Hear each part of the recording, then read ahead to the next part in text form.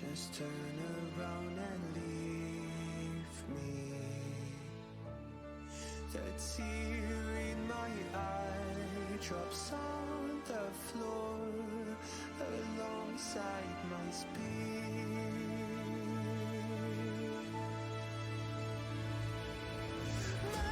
My knees are drenching in the blood I spilled just to get here. When I look around me, everything I had went up in flames. My lonely way.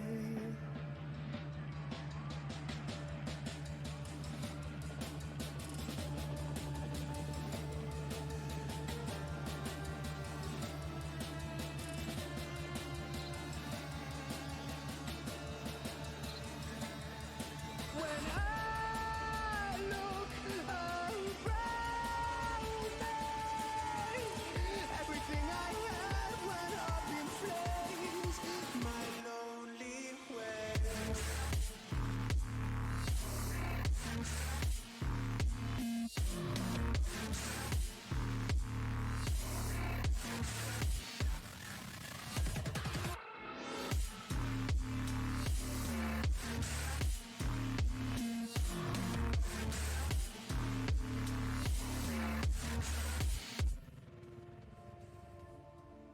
I never pray to God anymore. I'd rather no one hurt me.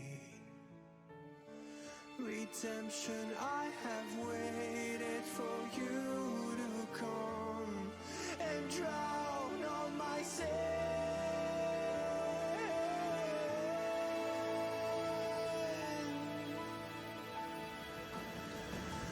My knees are drenching in the blood I spilled just to get here. When I look around me, everything I had went up in flames.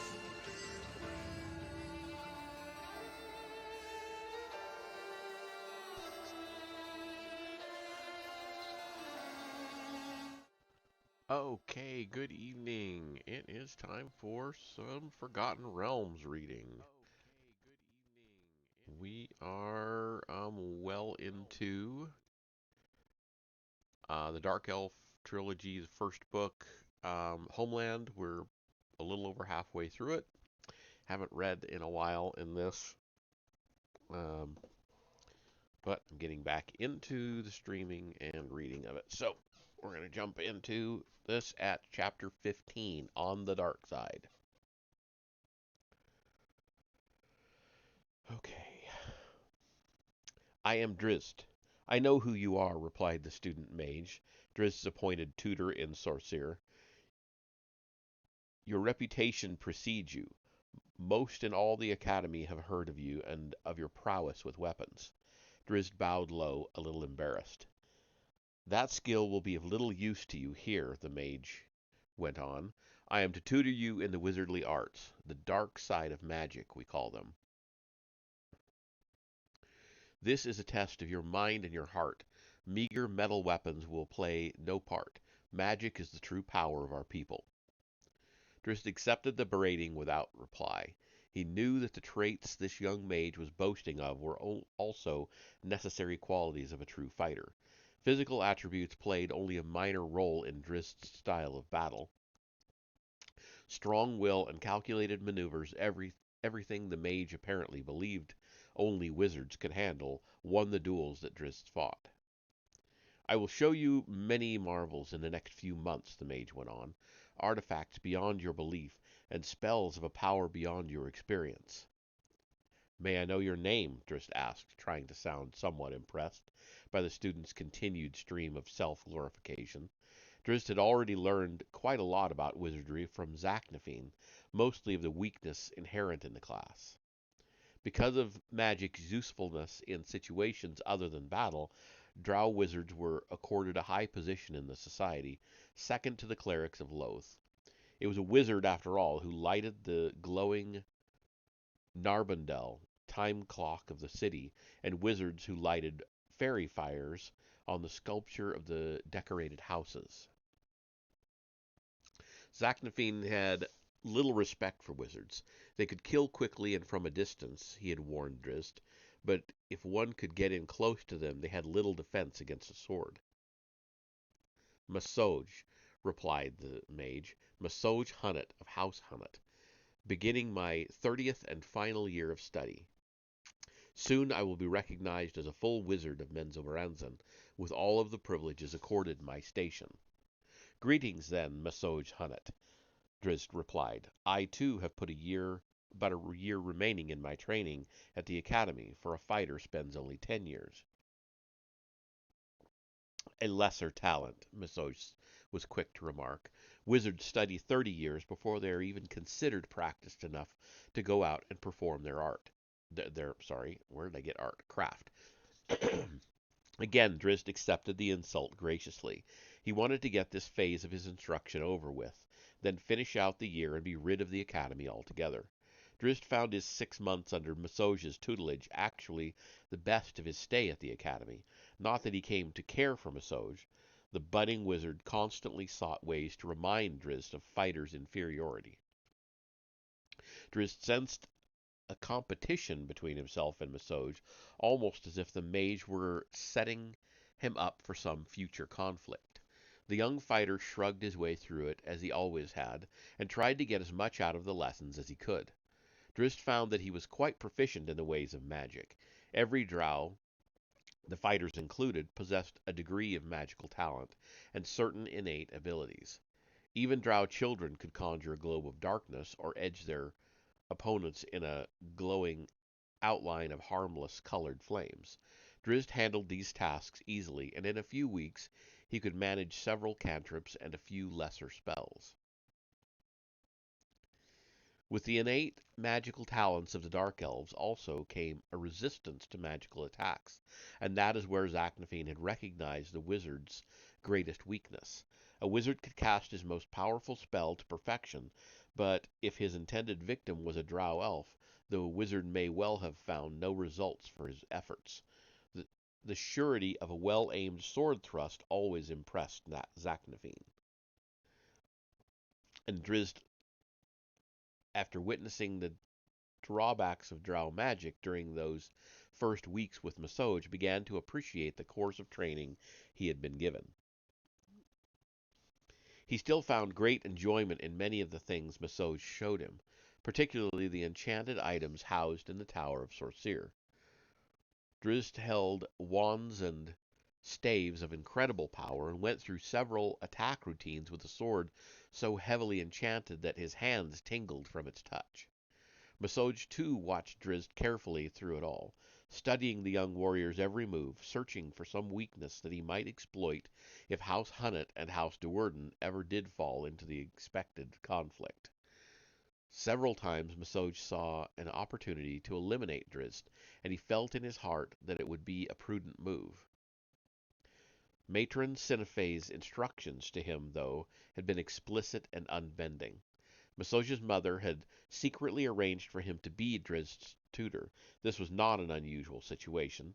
Instructions for fighters during their 6 months in Sorceer was always handled one-on-one by higher-level Sorceer students.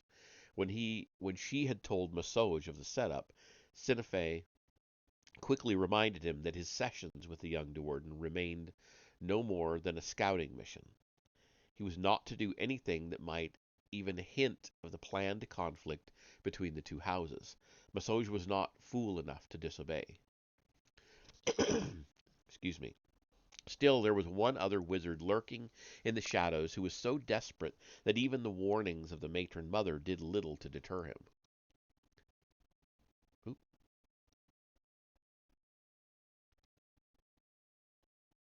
I accidentally skipped a page there. I don't know how I did that.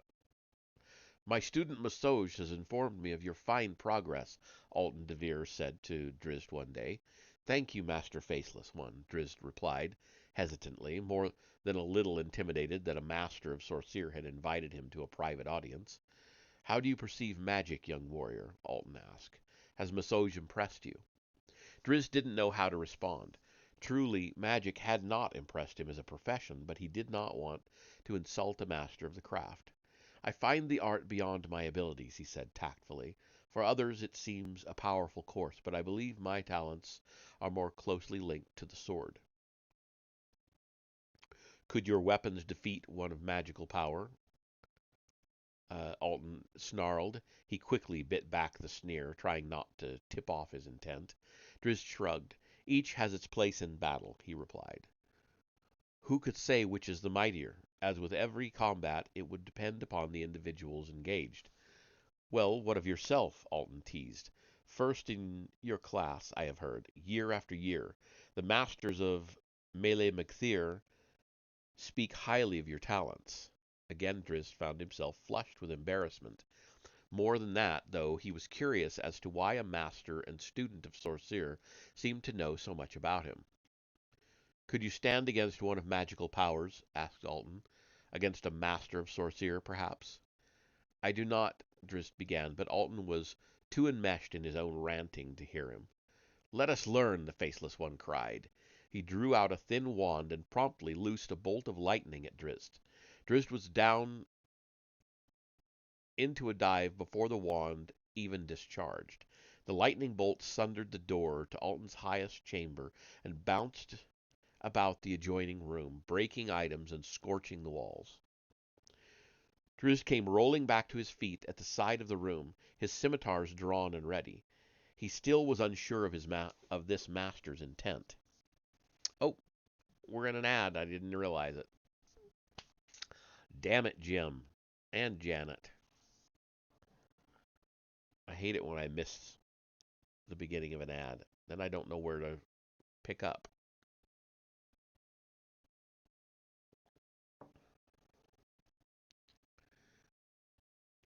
So I will probably go back to "Could you stand against one of magical powers?" That's probably as good as any.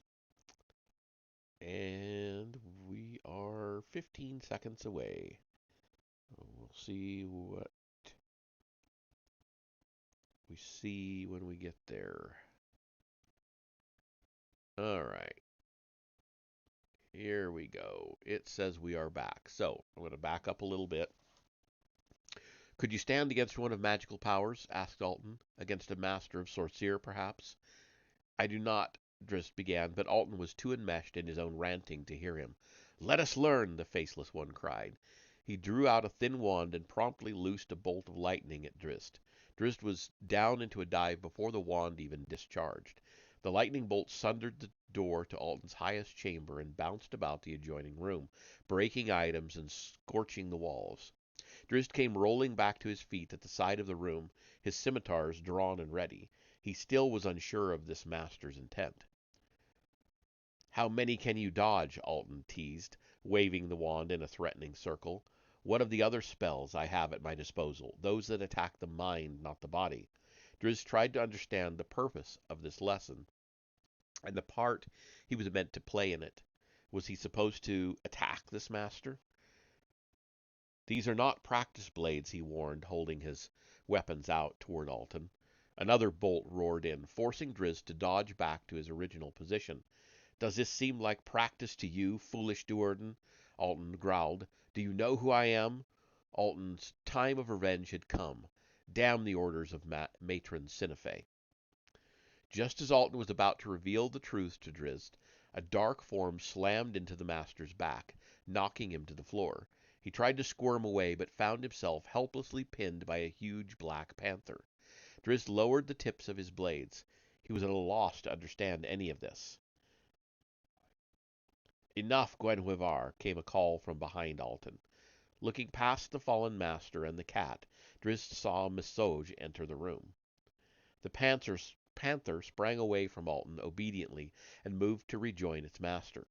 It paused on its way to consider Drizzt, who stood ready in the middle of the room. So enchanted was Drizzt with the beast the graceful flow of its rippling muscles, and the intelligence in its saucer eyes, that he paid little attention to the master who had just attacked him, although Alton, unhurt, was back to his feet and obviously upset. My pet, Massoj explained. Drizzt watched in amazement as Massoj dismissed the cat back to its own plane of existence by sending its corporeal form back into the magical onyx statuette he held in his hand. "Where did you get such a companion?" Drizzt asked. "Never underestimate the powers of magic," Massoj replied, dropping the figurine into a deep pocket. His beaming smile became a scowl as he looked to Alton. Drizzt too glanced at the faceless one. That a student had dared to attack a master seemed impossibly odd to the young fighter. This situation grew more puzzling each minute. Alton knew that he had overstepped his bounds, and that he would have to pay a high price for his foolishness if he could not find some way out of this predicament. "Have you learned your lesson this day?" Massoj asked Drizzt, though Alton realized that the question was also directed his way. Drizzt shook his head. "I am not certain of the point of all this," he answered honestly.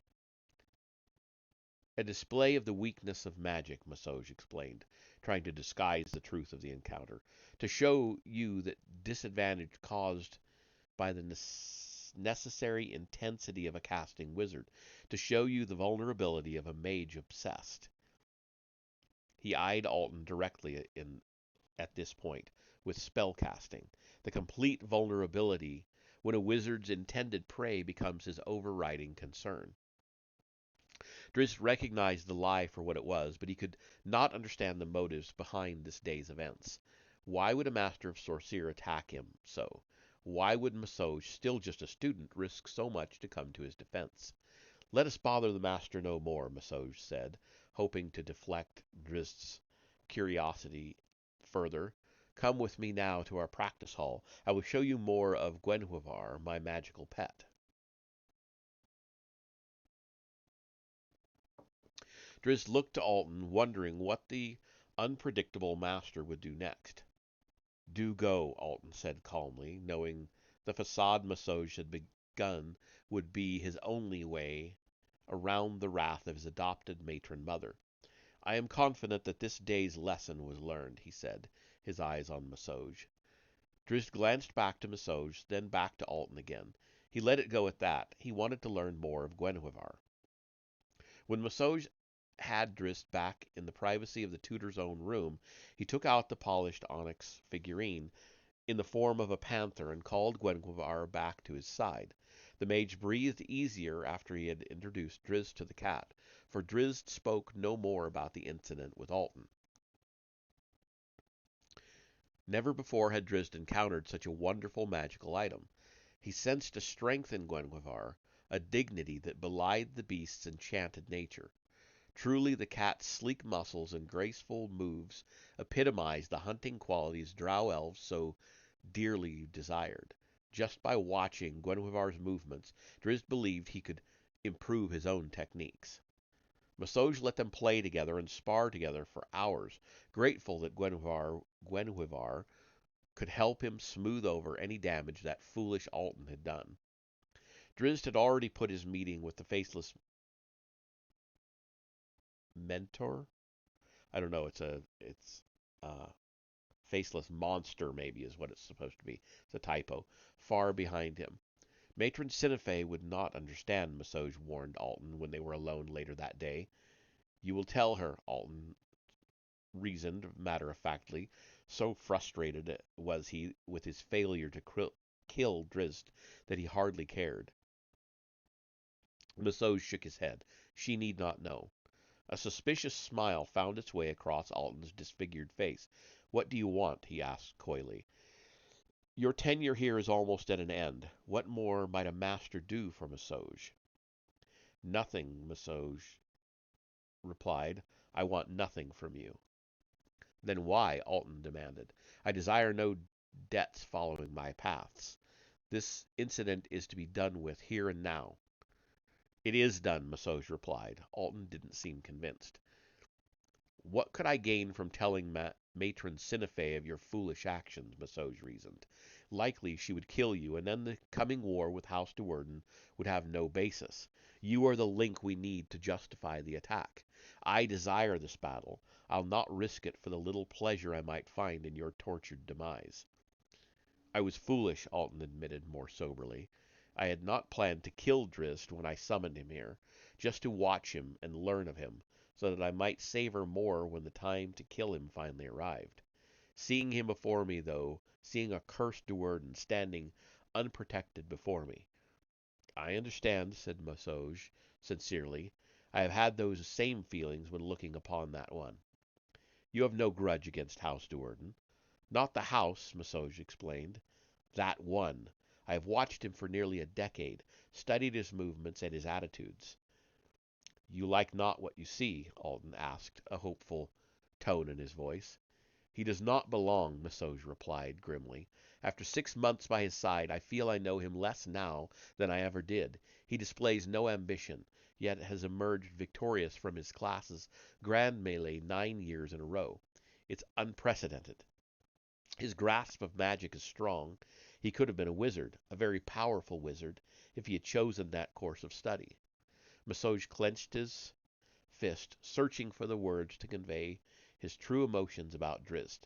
It is all too easy for him, he snarled.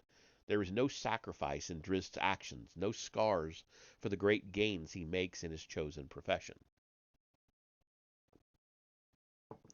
He is gifted, Alton remarked, but he trains as hard as any I have ever seen, by all accounts. That is not the problem, Masoj groaned in frustration. There was something less tangible about Drizzt Do'Urden's character that truly irked the young Hunnet. He couldn't recognize it now, because he had never witnessed it in any Dark Elf before, and because it was so very foreign to his own makeup. What bothered Masoj and many other students, and masters, was the fact that Drizzt excelled in all the fighting skills the drow elves most treasured, but hadn't given up his passion in return. Drizzt had not paid the price that the rest of the drow children were made to sacrifice long before they had even entered the academy. It is not important, Masoj said after several fruitless minutes of contemplation. I will learn more of the young Do'Urden in time. His tutelage under you has finished, I had thought, said Alton. He goes to Arachnilith for the final 6 months of his training, quite inaccessible to you. We both graduate after those 6 months, Masoj explained. We will share our indenture time in the patrol forces together. Many will share that time, Alton reminded him. Dozens of groups patrol the corridors of the region. You may never even see Drizzt in all the years of your term. I already have arranged for us to serve in the same group, replied Masoj. He reached into his pocket and produced the onyx figurine of the magical panther. A mutual agreement between yourself and the young Do'Urden, Alton reasoned with a complimentary smile. It appears that Drizzt has become quite fond of my pet, Masoj chuckled. Too fond? Alton warned. You should watch your back for scimitars. Masoj laughed aloud. Perhaps our friend Do'Urden should watch his back for panther claws. Okay, and that is the end of chapter 15.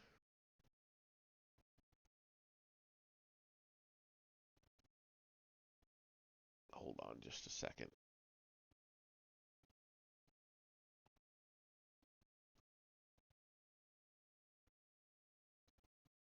Oh, this is a long one.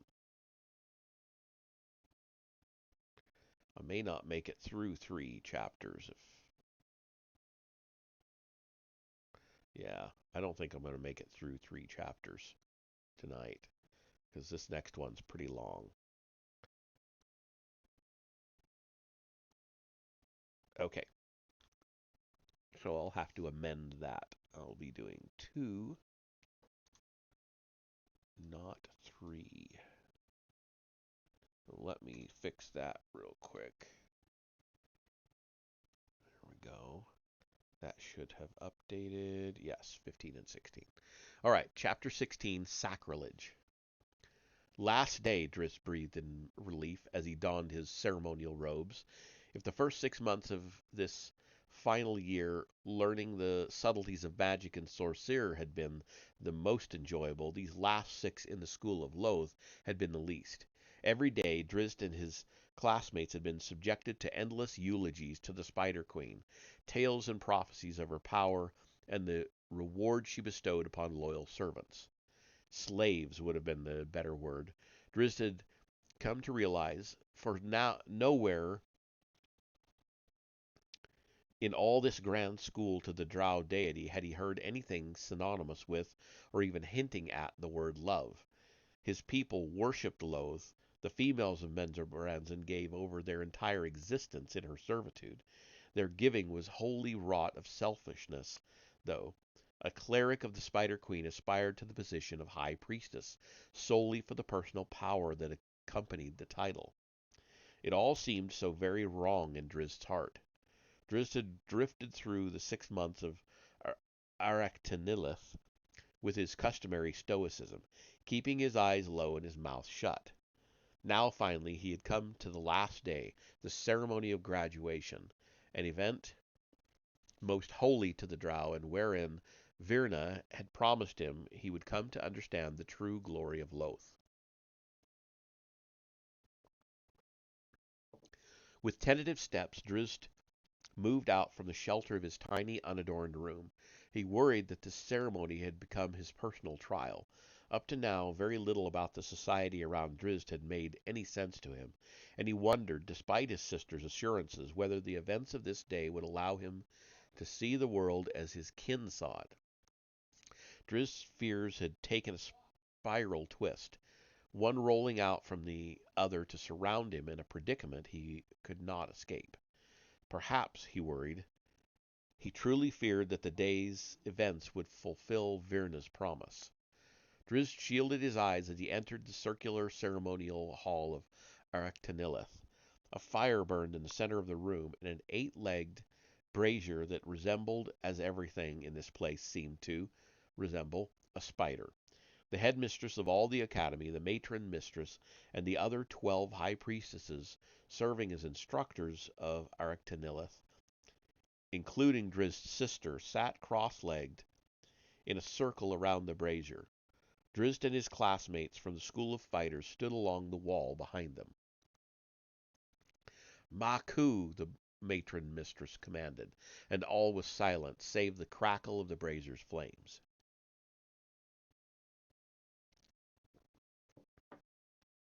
The door to the room opened again, and a young cleric entered.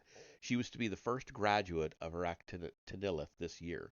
Drizzt had been told the finest student in the school of Loath. Thus she had been awarded the highest honors in this ceremony. She shrugged off her robes and walked naked through the ring of sitting priestesses to stand before the flames, her back to the matron mistress. Drizzt bit his lip, embarrassed and a little excited. He had never seen a female in such a light before, and he suspected that the sweat on his brow was from more than the brazier's heat. A quick glance around the room told him that his classmates entertained similar ideas. Rego sine e calame, the matron mistress whispered, and red smoke poured from the brazier. Um, Something the room coloring? I don't know, it's another typo. Coloring the room in a hazy glow. It carried an aroma with it, rich and sickly sweet. As Drizzt breathed the scented air, he felt himself grow lighter and wondered if he soon would be floating off the floor. The flames in the brazier suddenly roared higher, causing Drizzt to squint against the brightness and turn away. The clerics began a ritual chant, though the words were unfamiliar to Drizzt. He hardly paid them any heed, though, for he was too intent on holding his own thoughts in the overpowering swoon of the inebriating haze. Glabrezu, the matron mistress moaned, and Drizzt recognized the tone as a summons, the name of a denizen of the lower plains. He looked back to the events at hand and saw the matron mistress holding a single-tongued snake whip. Where did she get that? Drizzt mumbled. Then he realized that he had spoken aloud and hoped he hadn't disturbed the ceremony. He was comforted when he glanced around, for many of his classmates were mumbling to themselves, and some seemed hardly able to hold their balance. Call to it, the matron mistress instructed the naked student. Tentatively, the young cleric spread her arms out wide and whispered, Glabrezu. The flames danced about the rim of the brazier. The smoke wafted into Drizzt's face, compelling him to inhale it. His legs tingled on the edge of numbness, yet they somehow felt more sensitive, more alive than they ever had before. Glabrezu, he heard the student say again louder, and Drizzt heard too the roar of the flames. Brightness assaulted him, but somehow he didn't seem to care.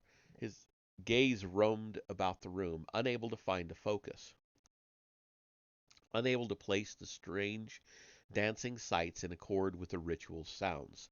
He heard the high priestesses gasping and coaxing the student on, knowing the conjuring to be at hand.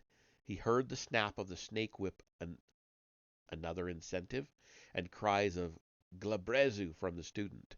So primal, so powerful were these screams that they cut through Drizzt and the other males in the room with an intensity that they never would have believed possible. The flames heard the call. They roared higher and higher and began to take shape. One sight caught the vision of all in the room now, caught it and held it fully. A giant head, a goat-horned dog, appeared within the flames, apparently studying this alluring young drow student who had dared to utter its name. Somewhere beyond the other planar form, the snake cracked whip. Wow, all of a sudden I can't talk. The snake whip cracked again, and the female student repeated her call, her cry beckoning, praying.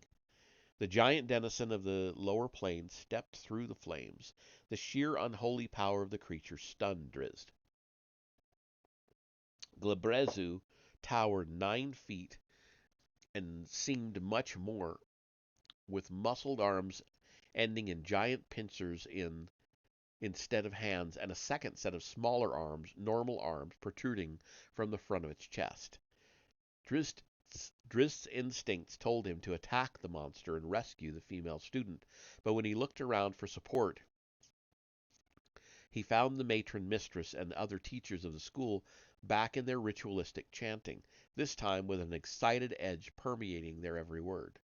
Through all the haze and the daze, the tantalizing, dizzying aroma of the smoky red incense continued its assault on reality.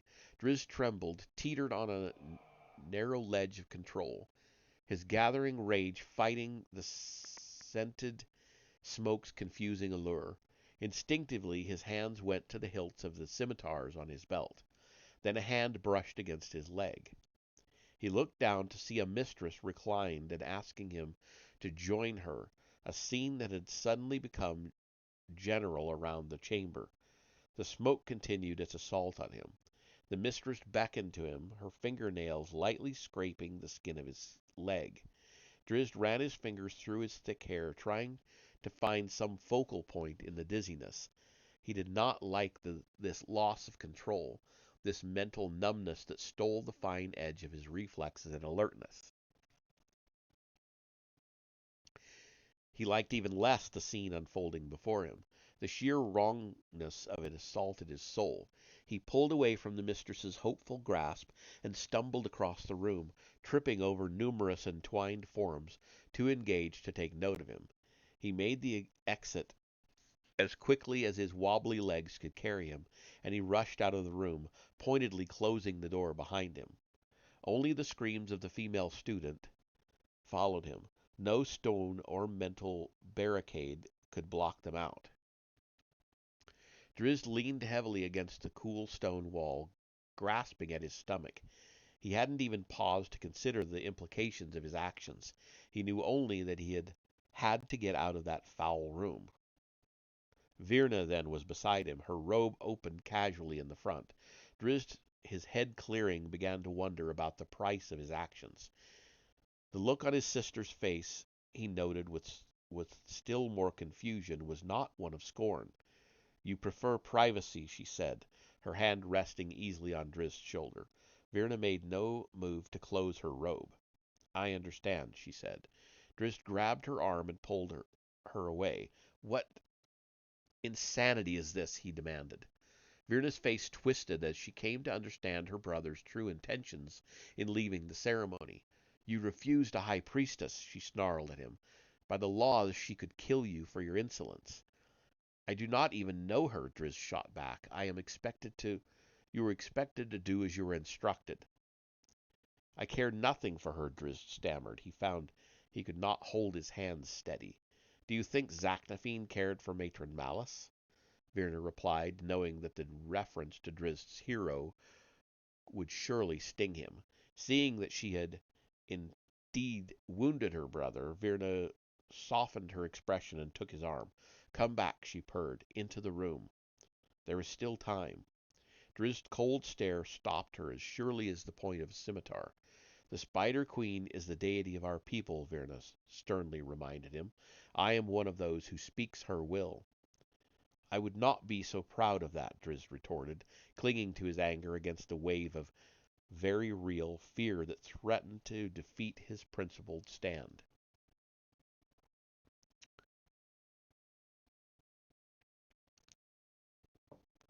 Virna slapped him hard across the face. "Go back to the ceremony," she demanded. "Go kiss a spider," Drizzt replied, "and may its pincers tear your cursed tongue from your mouth." It was Virna now who could not hold her hands steady. "You should take care when you speak to a high priestess," she warned. "Damn your Spider Queen," Drizzt spat, "though I am certain Loth found damnation eons ago." "She brings us power," Virna shrieked. "She steals everything that makes us worth more than the stone we walk upon," Drizzt screamed back. "Sacrilege!" Virna sneered, the word rolling off her tongue like the whistle of the matron mistress's snake whip. A climactic, anguished scream erupted from inside the room. "Evil union," Drizzt muttered, looking away. "There is a gain," Virna replied, quickly, back in control of her temper. Drizzt cast an accusing glance her way. "Have you had a similar experience?" "I am a high priestess," was her simple reply. Darkness hovered all about Drizzt, outrage so intense that he nearly swooned. "Did it please you?" he spat. "It brought me power," Virna growled back. "You cannot understand the value. What did it cost you?" Virna's slap nearly knocked Drizzt from his feet. "Come with me," she said, grabbing the front of his robe. "There is a place I want to show you." They moved out from Arachnilith and across the Academy's courtyard. Drizzt hesitated when they reached the pillars that marked the entrance to Tir Brochet. "I cannot pass between these," he reminded his sister. "I am not yet graduated from Mele McThir." "A formality," Virna replied, not slowing her pace at all. "I am a mistress of Arachnilith. I have the power to graduate you." Drizzt wasn't certain of the truth of Virna's claim, but she was indeed a mistress of Arachnilith. As such, as much as Drizzt feared the edicts of the Academy, he didn't want to anger Virna again. He followed her down the wide stone stairs and out into the meandering roadways of the city proper. "Home?" he dared to ask after a short while. "Not yet," came the curt reply. Drizzt didn't press the point any further. They veered off to the eastern end of the great cavern, across the hall that held House Do'Urden, and came to the entrances of 3 small tunnels, all guarded by glowing statues of giant scorpions.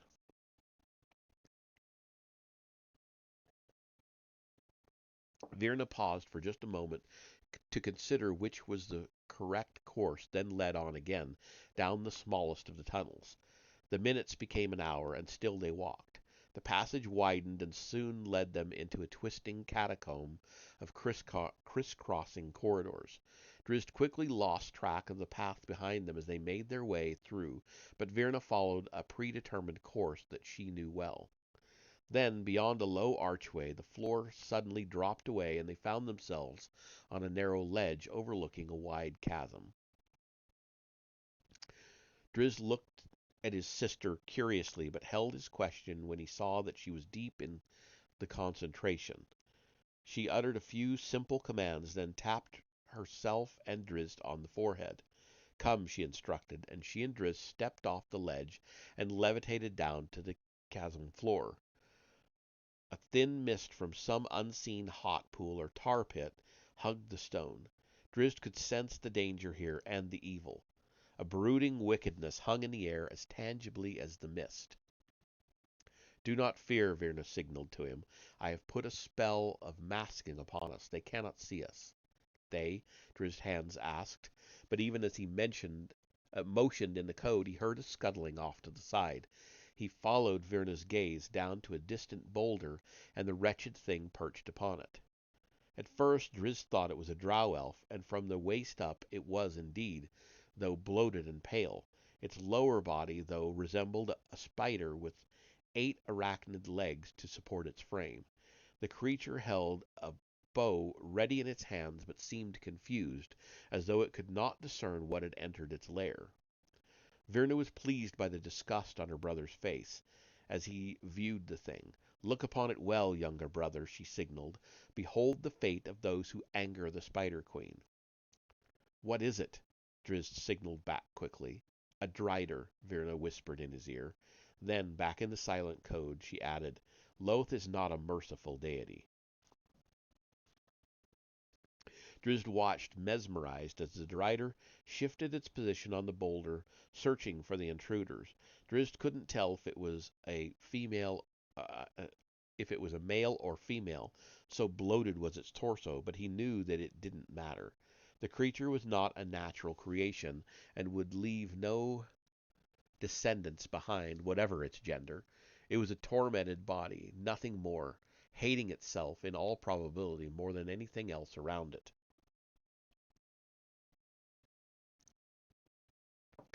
I am merciful, Verna continued silently, though she knew her brother's attention was fully on the drider. She rested back flat against the stone wall. Drizzt spun on her, suddenly realizing her intent. Then Virna sank into the stone. Goodbye, little brother, came her final call. This is a better fate than you deserve.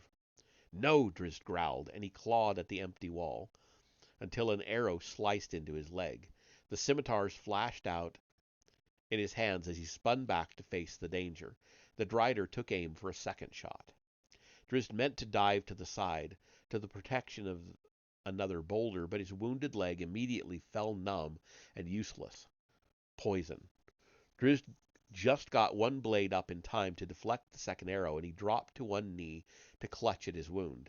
He could feel the cold poison making its way through his limb, but he stubbornly snapped off the arrow shaft and turned his attention back to the attacker. He would have to worry about the wound later, would have to hope that he could tend to it in time. Right now, his only concern was to get out of this chasm. He turned to flee, to seek a sheltered spot where he could levitate back up to the ledge, but he found himself face to face with another drider. An axe sliced by his shoulder, barely missing its mark. Drizzt blocked the return blow and launched his second scimitar into a thrust, which the drider stopped with a second axe. Drizzt was composed now and was confident that he could defeat this foe, even with one leg limiting his mobility, until an arrow cracked into his back. Drizzt lurched forward under the weight of the blow, but managed to parry another attack from the drider before him. Drizzt dropped to his knees and fell face down.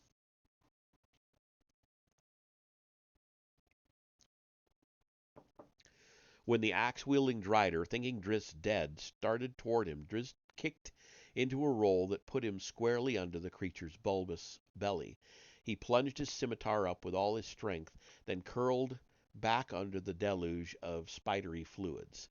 The wounded drider tried to scurry away, but fell to the side, its insides draining out onto the stone floor. Still Drizzt had no hope. His arms, too, were numb now, and when the other wretched creature descended upon him, he could not hope to fight it off. He struggled to cling to consciousness, searching for some way out. Battling to the bitter end, his eyelids became heavy. Then Drizzt felt a hand grab his robe, and he was roughly lifted to his feet and slammed against the stone wall. He opened his eyes to see his sister's face. He lives, Drizzt heard her say. We must get him back quickly and tend to his wounds. Another figure moved in front of him. I thought this the best way, Virna apologized. We cannot afford to lose him, came an unemotional reply. Drizzt recognized the voice from his past. He fought through the blur and forced his eyes to focus. Malice, he whispered. Mother. Her enraged punch brought him into a clearer mindset. Matron Malice, she growled. Her angry scowl only an inch from Drizzt's face. Do not ever forget that. To Drizzt, her coldness rivaled the poison's, and his relief at seeing her faded away as quickly as it had flooded through him. You must learn your place, Malice roared, reiterating the command that had haunted Drizzt all of his young life. Hear my words, she demanded, and Drizzt heard them keenly. Virna brought you to this place to have you killed. She showed you mercy. Malice cast a disappointed glance at her daughter. I understand the will of the Spider Queen better than she, the matron continued. Her spittle sprayed Drizzt with every word. If ever you speak ill of Loth, our goddess again, I will take you back to this place myself.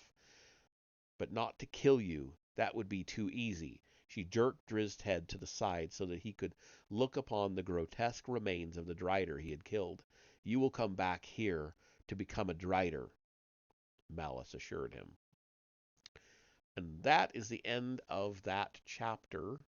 It goes into a little bit of a poem, and then starts chapter 17. I'll leave that for next time, but my voice is done for the night. So, hey Nambro, how you doing? Just noticed you came in. Sorry. Just finishing up. My voice has had it for the night, so I'm going to call it and maybe go over and wasn't at my desk when you raided yesterday. I appreciate it, though. Yeah, I came in. I saw you were doing a burn-in for the CPU, and I just lurked for a while and had you on a tab. Just no worries. I was pretty tired anyway, so I wouldn't have been much fun to talk to. Took a while and you dozed off. Yeah, they do take a while. So the last time I raided Vesper. I see. I'm gonna look at what Ren Flames is doing. He's been doing a lot of just replaying stuff, and not really streaming new. So I'll see what he's doing, and if he's actually on, then I might go raid him. Otherwise, Mr. Blitzer 79 is on playing Dying Light 2. I don't know. He's in the middle of a commercial. Let's see what Blitzer's doing.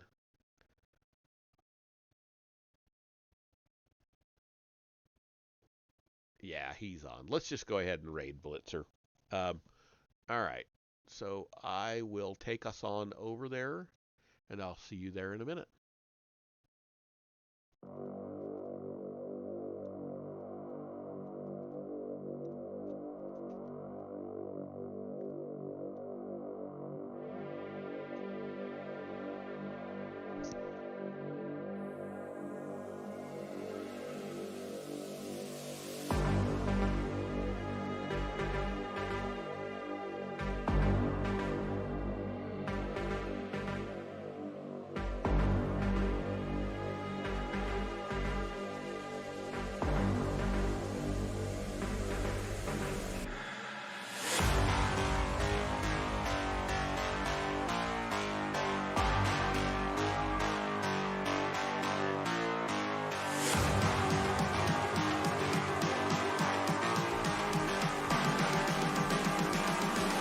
Calling to say I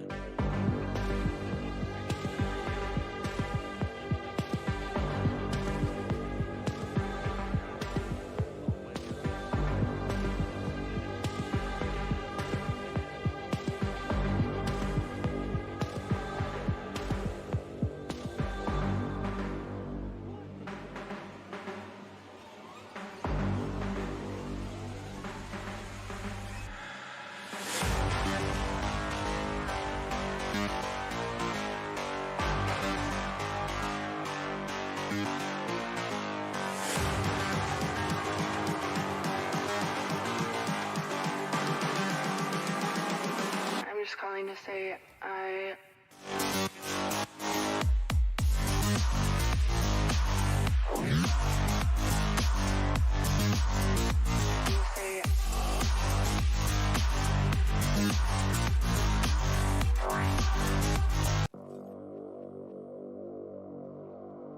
No, they're all right.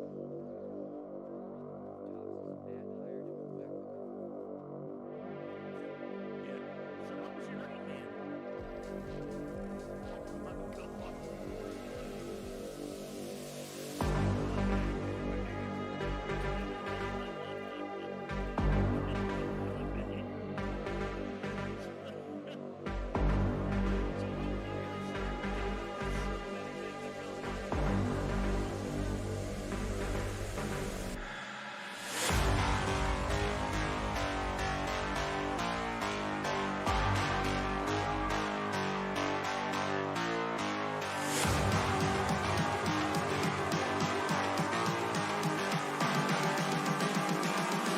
I'm just calling to say I